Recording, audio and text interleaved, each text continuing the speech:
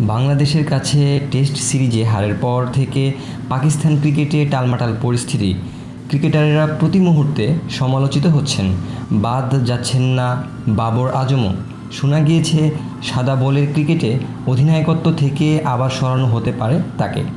এদিকে বাবরকে বিয়ে করার পরামর্শ দিয়েছেন প্রাক্তন ক্রিকেটার বাসিত আলী। টেস্ট সিরিজে বাবরের লাগাতার ব্যর্থতা দেখে তাকে বিশ্রাম নেওয়ার পরামর্শ দিয়েছেন বাসিত। একই সঙ্গে বিয়ে করে নিতেও বলেছেন। বাসিত আলী বলেন, বাবরের উচিত বাবা মায়ের সাথে কথা বলে বিয়ে করে নেওয়া, তাহলে সম্পূর্ণ অন্য একজন মানুষকে দেখা যাবে। আমি জানি ভালো খেলতে না পারলে একজন ক্রিকেটারের কতটা খারাপ লাগে। আমি চাই বাবরের বাবা মা ওর বিয়ে দিক, বড় ভাই হিসেবে ওকে পরামর্শ দিচ্ছি।